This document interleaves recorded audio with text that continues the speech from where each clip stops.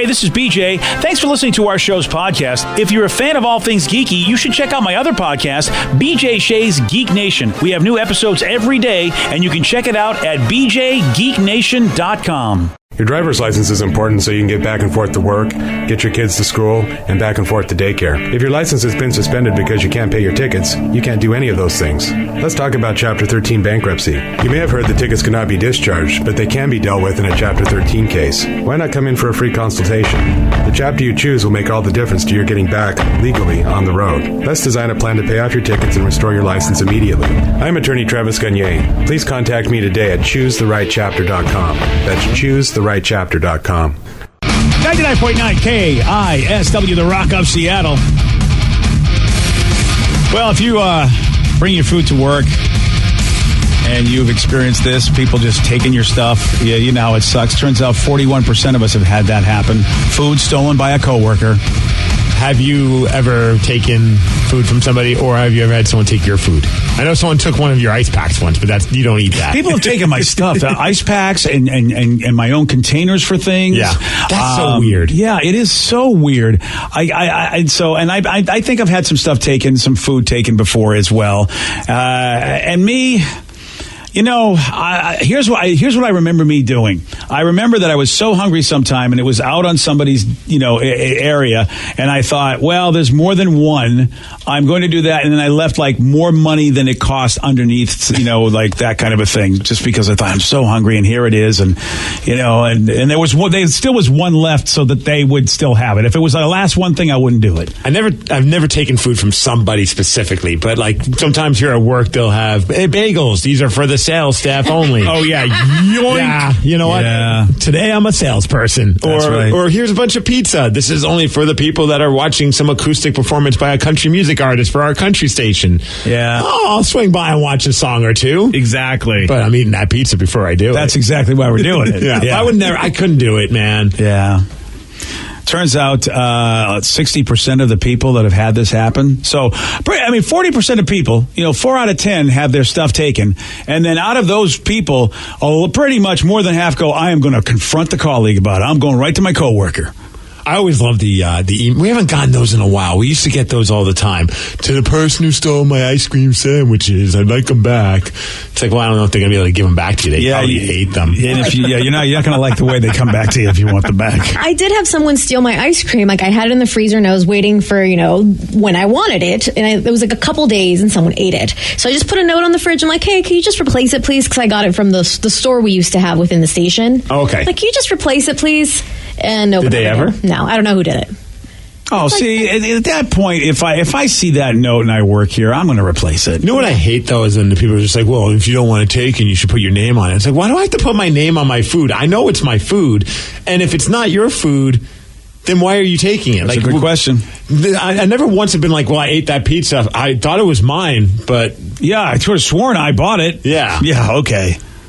It seems so weird that we have to put our names on our food. I get why. I get why people do it, but I don't need to establish that this is my food. It's my food. Because human beings just sometimes don't know how to really think of anybody but themselves. And does that stop somebody? Because obviously you're a person that likes to eat someone else's food. Will you not eat it because their name is on that food? See, I'm with you on that, Steve. I'm afraid they'll taint it with my name on it. Yeah. I love how you think. Yeah. Do you think you've upset someone so bad they're like, that's BJ's pizza? Have you met me? Yeah. Pour some X-Lax on that bitch. That's exactly what I'm always... Yeah, believe me. They're saying that if you bring chips into the office, forget about it. All bets are off. That's the most common type of food that coworkers will steal chips. Because it's just like a handful here or there, and then pretty soon everyone's had their hands in your bag. Yeah, and then let's talk about now chips too. Let's talk about the chip situation. Fruit's another thing that people will take. You know what? You put all the fruit out you want. I won't touch it. That definitely you're good there. Well, where are we taking this stuff from? I mean, are you walking onto someone's desk? Because if you're putting it in a common area, I mean, besides a refrigerator, I always just assume if like something's put on our kitchen table, yeah, that's up for grabs. Yeah, yeah. Isn't that the universal rule? If it's in the kitchen area on the common table, it's up for grabs. It is for me. But yeah, here's the problem. We have cubicles now that don't have walls. Mm-hmm. So do people think, well, hey, listen, I can reach it, therefore it's mine? Is that what people are thinking? People are the worst. I don't know. You're probably in some weird person's head. They think like that. Yeah, candy, coffee.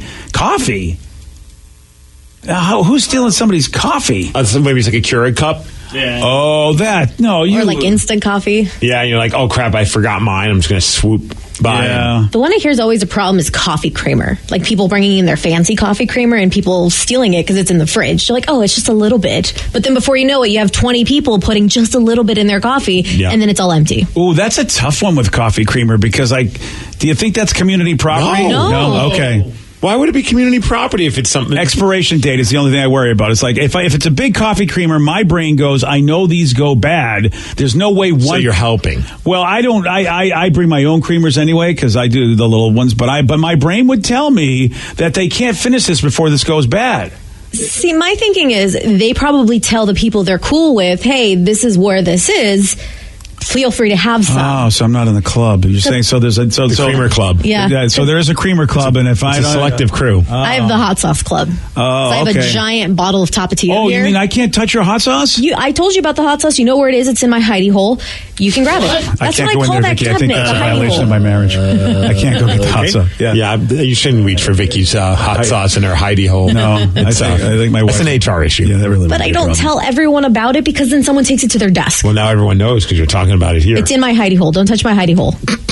Unless I give you permission. Creamer almost feels like that should be something where maybe you should put your name on it because you're right. Some people might think that's just community creamer. And Vicky, turns out ice cream is a big one. Community creamer. That's also good. I knew that girl in high school. Didn't she used to dance under that name? She was weird. Yeah, she was. Sounds like a Steel Panther cover band. It Yes! does. Yeah, turns out ice cream is also something that gets thieved a lot. Milk. Well, like someone's taking like a scoop of it? That's a good question. I'm or are they thinking taking like the whole ice cream thing? bars. Oh. Who brings ice cream to work? That's my question. Unless People who like the party. People who have a freezer, Danny. I guess so. We have a freezer, but there's no ice cream in it. You wouldn't want a drumstick for lunch? Bring some ice cream in, Danny. It'll be gone, but bring it in. All right. Yeah. Bagged lunch meat. Now, again...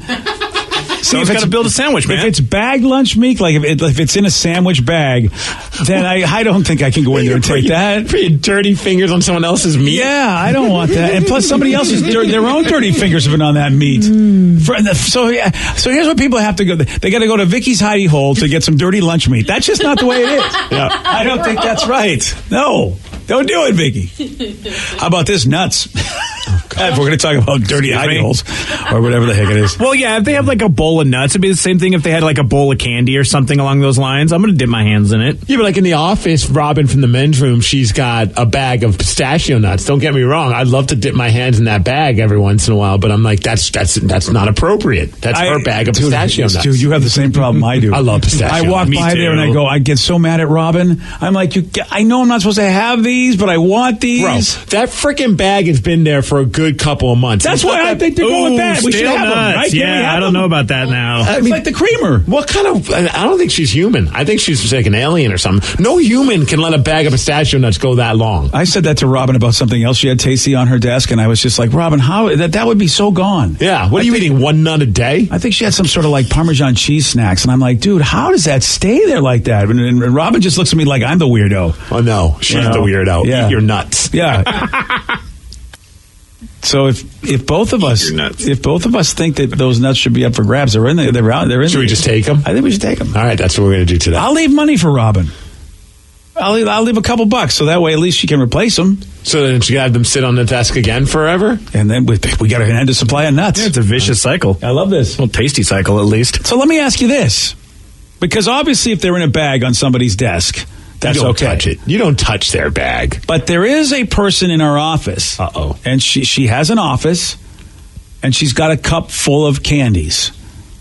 Is that a violation? Now the cup, look, and it's on the corner of her desk. Like whoever goes in there gets to have a candy if they want to, because it's it's the individually wrapped candies. So it was like every day is Halloween for her. Well, I don't know. You have to say trick or treat before you take it. I don't know. But see, now I actually have to go into her office though and take it. Is that a violation? It's not a bag of candy. Like if she had a bag of M&Ms, I wouldn't do it because that's her bag of M&Ms, like Robin's bag of nuts. You shouldn't walk into somebody's office and just take their candy. The door's open.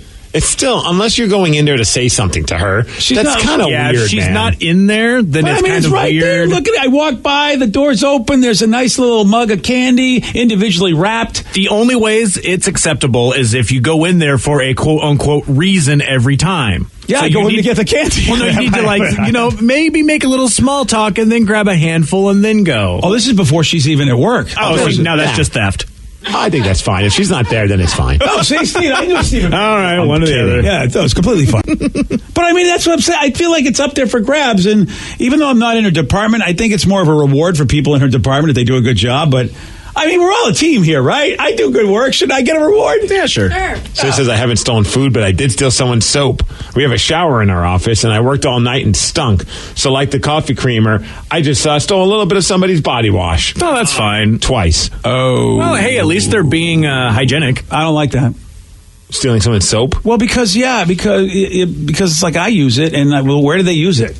Well, I mean, they said it was like hand soap. It's probably like a body wash, like you just squeeze it out. But they take their hands that they've been cleaning their sensitive areas, put it around my body wash. No, they go into it, squeeze it in their hand, then go shower.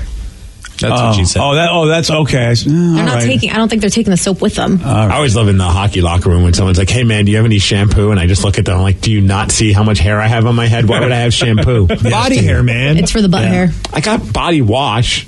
Oh, wow.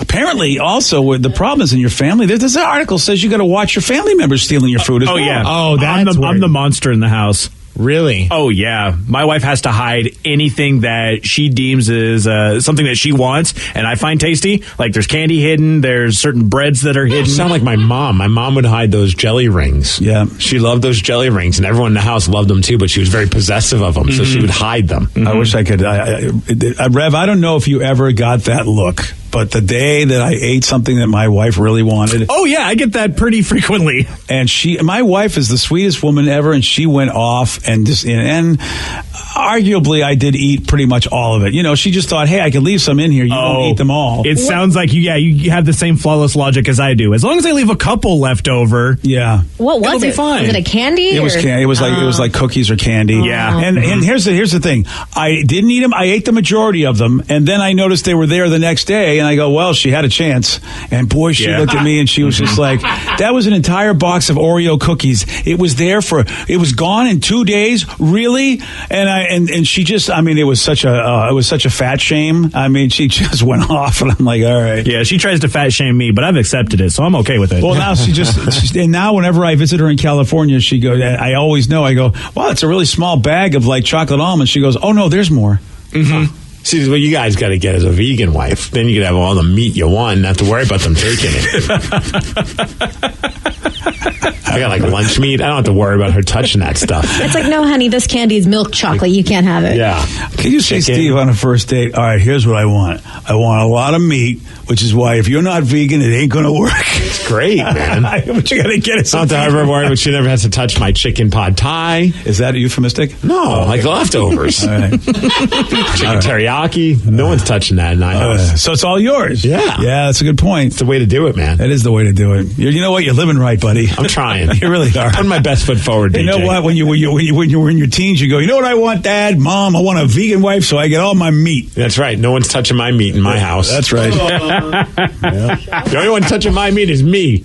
Okay. I think, you know what? That's accurate. Talk about food still, right? Yeah, I think we have. Yeah, probably. Got to tell you about this man who he broke the world's record for seeing the same movie over 100 times in the theater. I think you're going to like this guy. Oh, yeah? I'm going to like what the movie? Okay, Yeah. Probably. All right. You're going to hear from this dude at 8:17 on The Rock. BJ and Migs, mornings on The Rock, 99.9 KISW.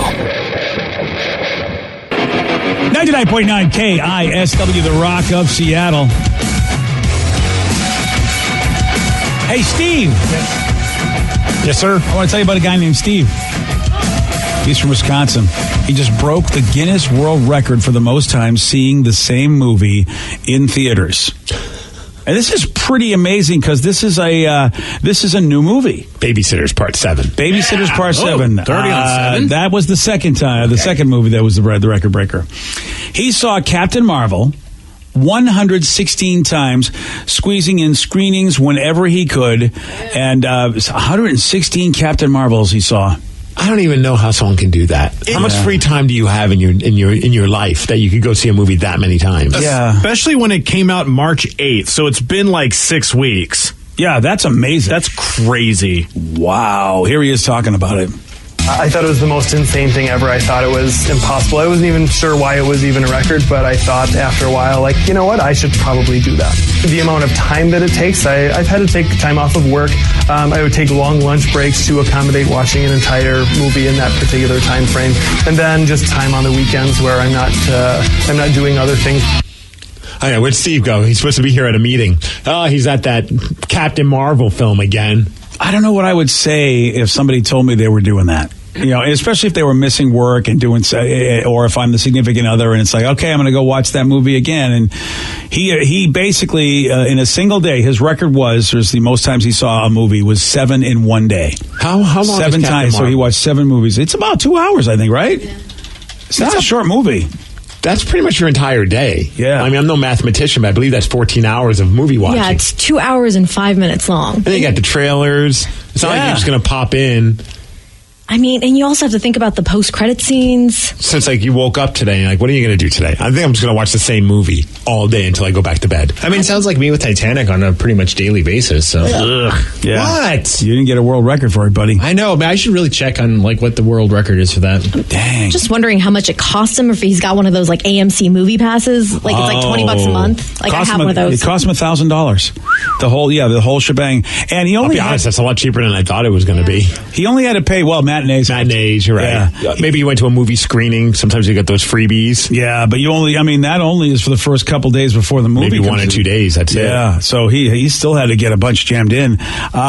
He only needed 104 screenings to break the record, but he was like, at this point, if anybody else wants to be dumb like me, I'm going to make it hard for them, so that he ended up doing the whole 116 so no one would break his record. Yeah, you got to pad your score a little bit. Yeah, I can't even think of a movie that I could do that. And I mean, there's a couple films that I absolutely love watching, but I'm not that guy that wants to keep watching the same movie over and over and over. Oh. If it's on, like, flipping around, waiting, or one of those kind of films, Beer Fest, I'll watch a couple scenes, get a chuckle or two, but I don't really sit down and watch the same movie over and over again. Yeah, I used to a lot, but there's so much that new stuff that I want to see. It's like, for me, it's a golden age of television that you're right, Steve. I can't remember I used to watch stuff over and over again, but I just can't anymore. And please don't get me wrong. I'm not goofing on someone who does like doing that, because I know, Danny, I don't mean to, because I'll watch the same wrestling match sometimes over and over. I want to see Ric Flair take on Ricky Steamboat again for the billionth time. So, I mean, I do things that are kind of obsessive, but movies Movies just seem like, I couldn't do it. And don't get me wrong, Danny, I am goofing on you for watching Titanic. I just want to be clear about that. See, I appreciate that. I could do it probably with Scott Pilgrim versus the World and Mad Max Fury Road. Both those for different reasons. But Scott Pilgrim because it's nostalgic and it's fun. And then Fury Road just because of just how awesome it is and just visually stunning it is. That's a good movie. Mine's probably Titanic and Dumb and Dumber. I mean, they're very similar, both of them. Yeah, exactly. Well, yeah. You have to be dumber to watch Titanic. Wow. Shots fired. Sorry. See, for me, it's Super Troopers or Dodgeball. Super Troopers is a good pick. Yeah. When they were on Netflix. Not Super Troopers 2, though. I haven't seen that one yet. You're best off not. I heard that. That's unfortunate. I heard that it wasn't good. It hurts my heart to say that. Yeah, I love those guys. I know. They were in studio and everything, and then I was ready to watch it, but everybody says what you say. On the plus side, Tacoma FD is very funny. I hear that's great. Mm-hmm. Part of me wonders, though, if I went into it with way too high of an expectation, because of all the time waiting. And also, I wasn't stoned when watching it, and maybe that had something to do with it. That's huge. Mm-hmm. I mean, it really is huge. That whole high expectation, low expectation to go see a movie is actually a real thing, because I went and saw Hellboy this weekend, and everyone had been trashing on it and everything, and I was like, all right, low expectations, and I had a lot of fun. You really liked it? I really liked it. I mean, it wasn't the greatest movie in the world, but it was super fun, very bloody. There's even a part where he's in a wrestling rink in Mexico at the beginning. So I thought of Nice. Steve. I appreciate that. Yeah. Oh, see, because it's goofy. Hellboy's getting wrecked by everybody. I mean, you can't take it seriously. Just go in. There's blood. There's, just stupid one-liners. It's awesome. All right. Oh, so he says, Steve, please, how many times have you watched Pootie Tang? I'm a Pawn Tony. Got my dillies on a pepper tang. Yeah. Maybe under 20 times total. I love the film. Yeah. But I'm not that guy that watches something over and over and over again. 7 times. You think you got the hookup with movie popcorn? Like, by the time he's just going in there so many times, they're just like, here, have some popcorn. I would just keep the bucket. Oh, there you go. Because it's refillable, right? If I did this, what he did, I would have gained like 80 pounds. That's true. Yeah, because if it's refillable, like you said, Steve, why wouldn't you keep the bucket? You know you're going back. Because I'll never go to I remember one time we went to a screening, and it was when the movie theater technically wasn't open, so they didn't have the popcorn going. Oh. And I almost rioted. Like, I was mad. I remember that. I almost was got such a behind that disappointment. counter. Yeah. I was looking forward to it as well. I'm like, well, yeah, but you're showing us a movie. Yeah, but you're only the media. There's only like 7 of you.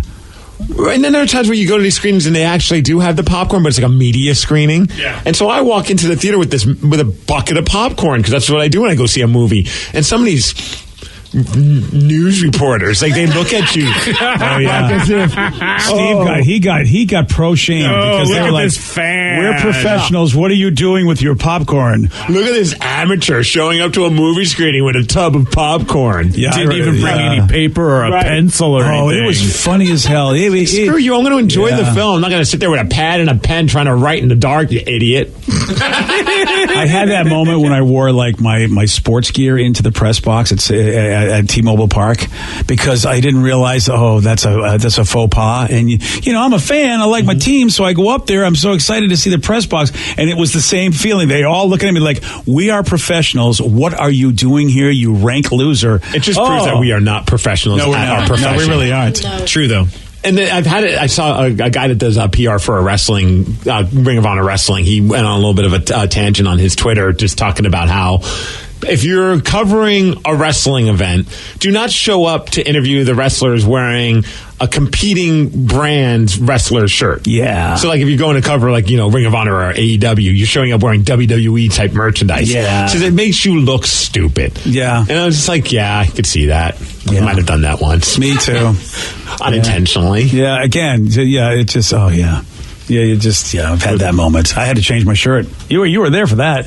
Which one was that? We were on a major stadium. We were at a major stadium. I wore another team, but from our own area. So I thought, this would be kind of cool, because I just got here, so I didn't really have any swag from the place I was going to. But somebody had given me this like rugby thing, but it was. I have no idea what you're talking about. So you were there, but you probably don't remember. But we were on the field. Okay. I had a Seattle rugby team shirt, like an old school Seattle rugby team. I don't know who the heck they were, and immediately they were like, "Yeah, you need to take that off." Huh? And they said, "We're going to get you one of our things." And I felt horrible. I thought, well, I don't have one of your things, but it's not like I wore like an opposing city's team. It was a Seattle team. That's funny. But they were not happy, and they made me take it off.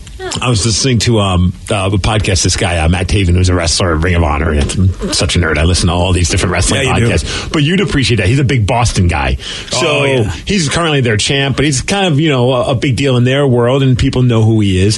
So he got invited to throw out the ceremonial first pitch at a Chicago White Sox game. And he was like, cool. But the game was against the Boston Red Sox. Oh, boy. So he says, I'll do it, but I'm not wearing a White Sox jersey.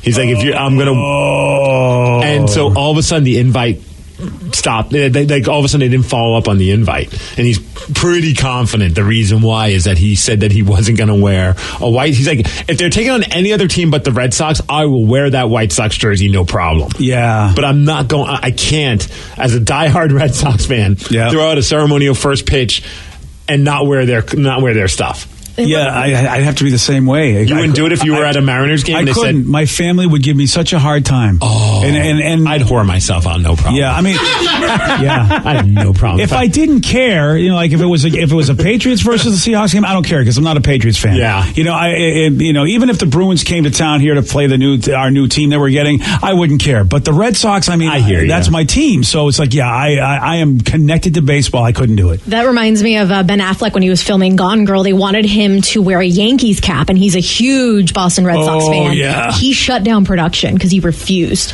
to wear that hat. And I say that, but there is part. I don't know, man. I don't think I could ever put on a 49ers jersey. Oh, yeah, exactly. And do something in that kind of a setting. I lost a bet and had to wear a Steelers jersey, and I felt so dirty. I washed for a week and still felt dirty. Yeah. Yeah. What if you wore something underneath it so deep down you still have your loyalty? There's some people that do that. Yeah. I know they have done that before. Yeah. That's just bad timing. What bad timing it was that they wanted to throw that when the Red Sox were in town. Opportunity of a lifetime. Get to throw out a first pitch at a Major League Baseball game. That's cool. But they're playing your team. Yeah. Yeah. That is tough. But that's got to endear you to Red Sox fans forever. Definitely. That you turned down that opportunity because you were not. You would only wear a Red Sox jersey. Here's how bad it is, though, Steve, when you say it would endear you to Boston fans. Bostonians would only hate him to death if he did it. But they don't care if he did it. They didn't give him any credit for it. Of course he wouldn't do it. I mean, it's what, you want a medal for being the right thing? Exactly. That's exactly what they would say. So he's not going to get any credit for it. As a matter of fact, people are still probably going, it's a good thing you didn't do it because we would have, they're yelling at him for actually not doing it anyway. I could see Bostonians doing They're mad that he even entertained it. Yeah. I can't believe they even thought you would. What kind of loser were you? I didn't do it. Yeah, you're an idiot. Yeah, that's a conversation I can see happening. Yeah. I couldn't live in Boston if that's I'm so glad I live on the West Coast. I know. It's such a different way of thinking. I was just at when we go do our men's weekend thing. And I like their clam chowder. I always have their back for that. Clam chowder's good. But myself and a guy from New York were at this thing, and we really like getting together and talking to each other because we talk to each other the way we grew up, and he's older than me. So New York, Boston, it's aggressive. And sometimes when we're at these weekends and they see the way we talk to each other, a lot of people go, I hope these guys are all right. They really look like they're mad at each other. Mm-hmm. And it's just not how it is. It's just that he and we just speak that way. But you're right. To outsiders, it looks like, oh, God, who would ever want to live like that? See, you have to learn to speak a little Boston, because I used to work with a gal who was from Boston, and it was at the restaurant. She's like, okay, I don't mean to sound like a bitch, but don't run my plate. I'm going to run my plates. And so later I go up to her. I'm like, I know you didn't mean to sound like a bitch, but you're an effing bitch, and just yelled at her face. She started cackling, and that's how we became really good friends, because I called her an effing bitch. Yeah, and you wouldn't think you could do that to you couldn't do that to anybody around here. But I knew. She says it to you all the time when the microphones are off. Yeah. But that's a pet name for her. It works. Yeah. Because I know you're from Boston, I knew that would work, and I made a friend out of that. See that? Yeah. Speak Boston. All right, yesterday, Steve, he's a genius. That's why he got this one right. What was the name of Florence Henderson's character on The Brady Bunch? She was Carol Brady. Yes. Here's the story. Wow, look at you. Right off the bat, you just knew that like that. I lived it, bro. I lived it, bro. He lived the Brady life. He's real. He's from the streets. Represent. Of the suburbs. You want a shot at beating Steve? 206 Oliver. Rock. For life. No, don't. Actually, I'm more of a Tiger guy. Thanks, man. That doesn't Rest in peace, Tiger. Yeah. We're playing Pete Miggs at 8:47 on The Rock. Today's podcast was brought to you by Travis Gagne, bankruptcy attorney. He's here right now and has agreed to answer more of your questions about bankruptcy. Here's another question from a listener. I'm getting my wages garnished. Can bankruptcy help with that? Absolutely. One of the big reasons people file bankruptcy is because they have a judgment or a lawsuit against them, or their wages are getting garnished, and so they can't pay their other regular ongoing bills. People sometimes think that you can't file bankruptcy once they have a judgment against them or once a garnishment has started, and that's not true. Filing bankruptcy will immediately stop any garnishment that you have going, except for child support, and and stop your creditors from continuing on with garnishments of your bank account, your wages, and in most cases will discharge that liability through the bankruptcy process. And we can file a bankruptcy case for you usually the day you come in. Thanks, Travis. If you have more questions about bankruptcy, you can reach out to Travis anytime at choosetherightchapter.com. That's choosetherightchapter.com. Thanks for listening. Keeping up with the flood of news every single day can be quite stressful. There is climate change happening. There's the pandemic, labor movements, Nicki Minaj's cousin's friend. Hi, I am Gideon Resnick, host of Crooked Media's What a Day. Each week, Travelle Anderson, Priyanka Arabindi, Josie Duffy Rice, and I are going to break down the biggest news stories of the day in a way that hopefully doesn't always make you want to cry.